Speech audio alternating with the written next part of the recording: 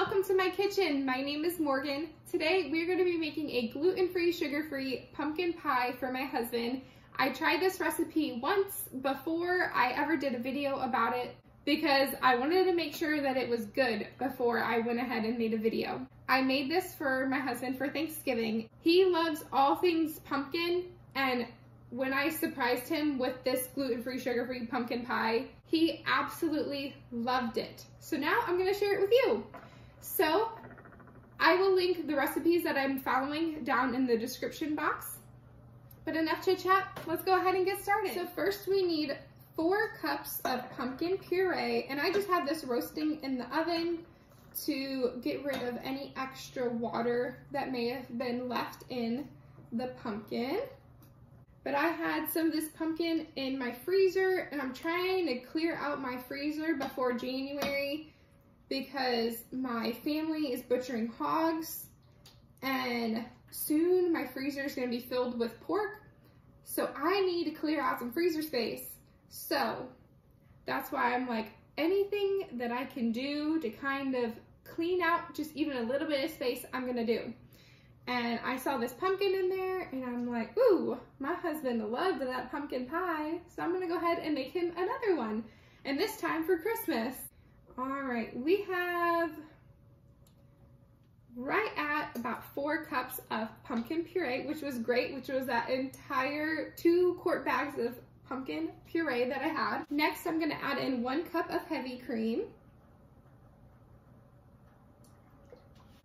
2/3 cup of allulose. Allulose is a sugar replacement, and it's very powdery, at least this brand that I got.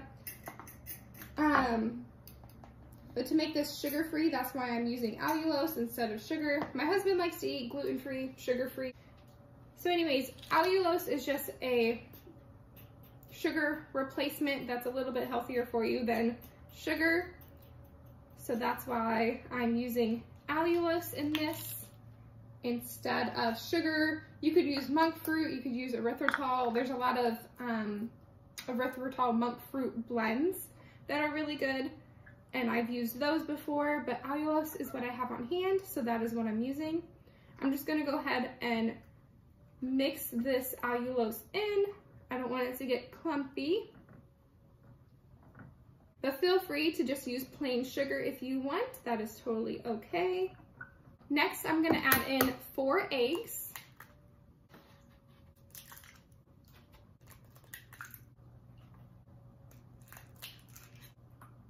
I'm gonna stir these eggs in, kind of scrambling them as I go, or before I mix them all the way in. Next, I'm going to add about 2 teaspoons of vanilla,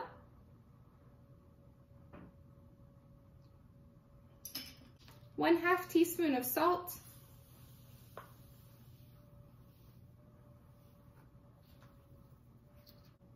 3 teaspoons of cinnamon, 1 teaspoon of ginger, and 1/4 teaspoon of nutmeg. All right, and that's it. This is the filling. I'm just gonna get it all mixed up, and then we're going to start on the crust. And the crust is going to be an oat flour crust. It is super easy and delicious. All right, now we're gonna get started on the oat flour crust. And I don't have any oat flour on hand, but I just make my own every single time I need some. So I just have some steel cut oats, and I'm gonna add a spice grinder full into my spice grinder, because I'm just gonna be making 3 cups of oat flour.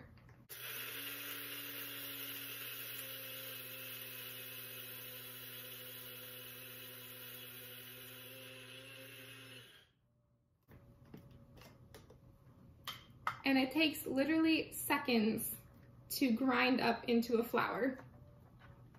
It is so easy.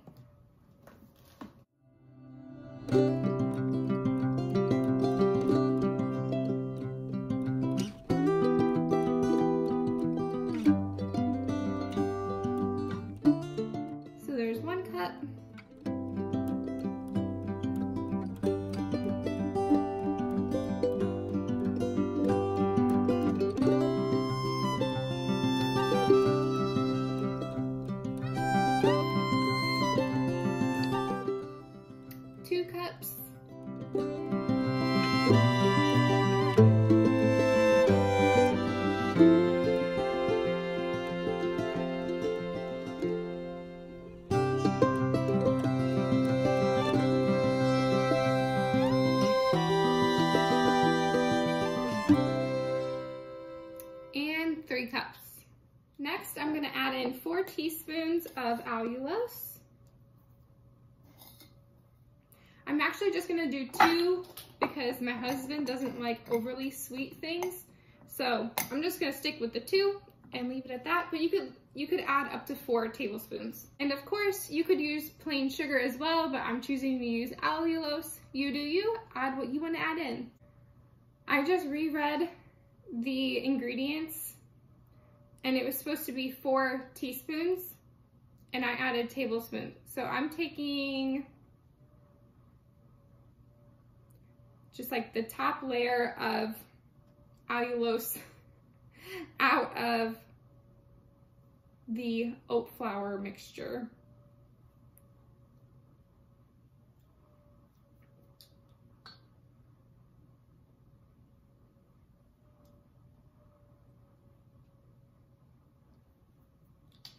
All right, that should be good. All right, just had to take a quick pause. I had to go get my baby. He just woke up from his nap. So I added 3 cups of oat flour, and then I added 4 tablespoons of sugar when it should have been I added 2 tablespoons of sugar when it should have been 2 to 4 teaspoons of sugar. So I removed some of the allulose that I used because I used allulose instead of sugar. I think we're all caught up, back to speed now. So now I'm gonna add 1 teaspoon of salt and 1/2 cup olive oil.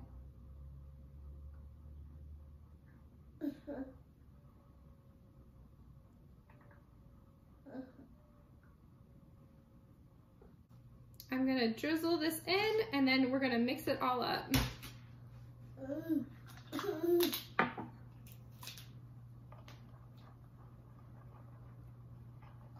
And I'm just mixing this in the dish that I'm gonna be baking this pie in, because the less dishes, the better. And then our last ingredient to add is water, but we're gonna add that 1 tablespoon at a time. All right, I just filled my measuring cup up with water and we're gonna add a tablespoon of cold water at a time. I just got it straight out of the fridge, so it is nice and cold. And we're gonna add up to 12 tablespoons of water, but we'll probably be around the 6 to 8 range. At least that's how it was when I first made this pie crust. Because you want this pie crust to be pliable but not sticky.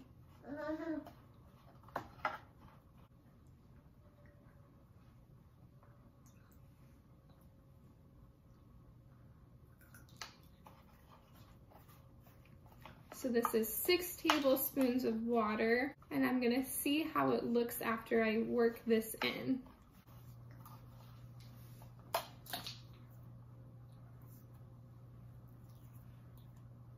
I think this is gonna be it. I don't think we need any more water. It's still pliable, but it's not sticking to my fingers.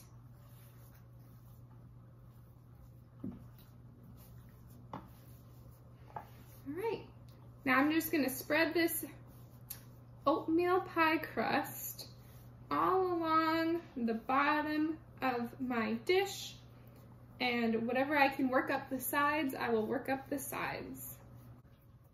And I'm not worried about this being pretty because it's just gonna be for my husband. I don't know how many other people we're gonna have over for Christmas or this kind of holiday season. We normally go to our parents, so I doubt we'll be having anyone over. So it's just probably gonna be my husband and myself and probably our baby enjoying this, because it is gluten-free and sugar-free, so I will not feel bad for giving it to him, because he deserves a treat every once in a while. Yeah. All right, so I got it all spread out. Now I'm just gonna fill it with our pumpkin puree.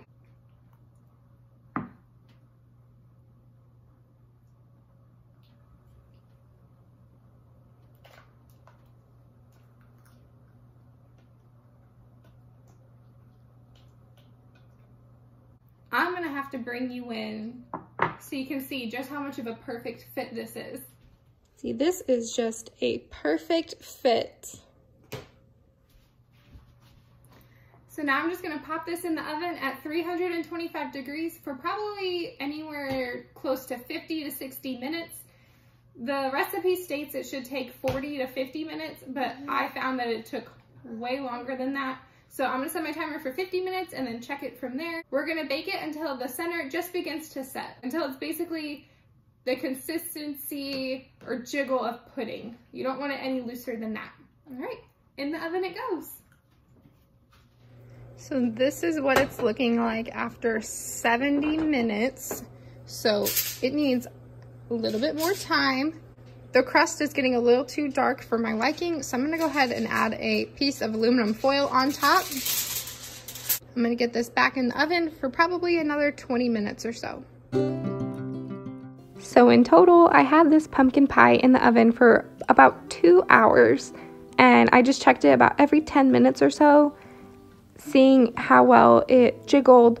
And then when I pulled it out of the oven this time and I tested the jiggle, I thought it was absolutely perfect. So I'm pulling it out of the oven. All right, so I just pulled this pumpkin pie out of the oven. It smells absolutely amazing. I'm sure my husband will be so excited to get home knowing that he has this pumpkin pie waiting for him. I decided to double the pie crust and the filling recipes, so that's why I made a 3-quart baking dish of pumpkin pie, because what's better than 1 pie is 2.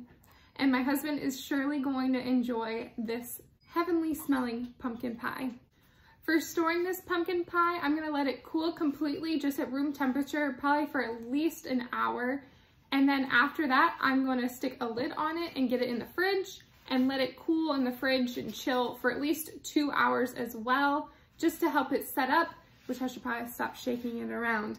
I'm just gonna let it set completely, and then we will dig in and enjoy. You don't wanna cut into your pumpkin pie straight away because it will fall apart. And if you want a nice, thick, hold it shaped pumpkin pie, let it set and chill. If you enjoyed the video, make sure to leave a like, comment, and subscribe, and I cannot wait to see you all in the next video. Bye.